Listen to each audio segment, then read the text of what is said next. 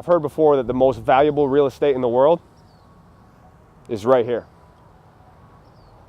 Because the crazy part is that every person, every man, at some point or another in their life has $1 million idea.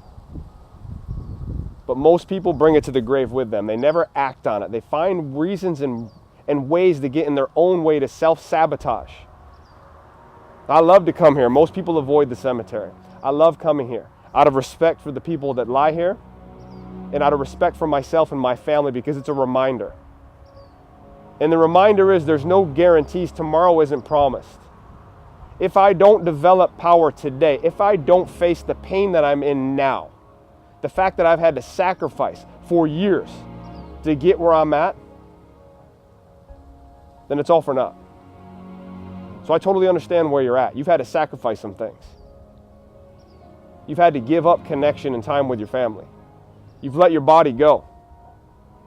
The crazy part is you have a bank account full of money, but you feel hollow and empty inside.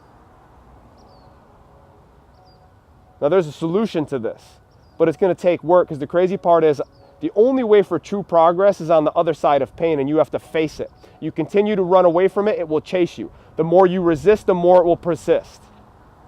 And God forbid you end up here sooner than you think, taking all your amazing ideas and the love that you have for the people that you care for with you. And then everyone loses. Everyone. So you have an opportunity. It's simple. If nothing changes, nothing changes. You can watch this video and do nothing. Or you can remember your mortality. You can see that there is a possibility sooner rather than later that you will end up here. Actually, there's a guarantee that we will all end up here. What matters is what happens between that dash. The day you were born and the day that you leave.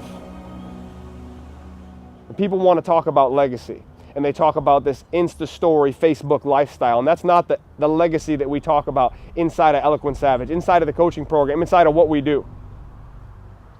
This is a group that is dedicated to more, and there's nothing wrong with wanting more unless you depreciate what you've already created in your life. Let me say that again. There's nothing wrong with wanting more unless you depreciate what you've already created. And at the end of the day, you have a choice, just like I do, to wake up, put yourself in power, and drive towards your purpose, to create more passion, and then drive more profits into your business. It's always about the money, but we can't put the cart in front of the horse. And it would be a travesty if your family stood around your grave at some point and they talked about what should have been and what could have been instead of about what was. That you arm them with the tools that they needed by doing, not telling, by showing, not talking. Now, a lot of you are going to watch this and think you can do it alone, and that's cool. I've tested that myself too. You can move faster alone, but you will move further as a group, as a unit of like-minded men just like you, of guys that are in their hearts and not in their minds. That their video actually matches their audio. And they think about this every day, not to be morbid, but to realize that it's coming and the clock is ticking. As a matter of fact, I have it tattooed on my arm right there. Memento mori means remember your mortality. I have a clock on my arm.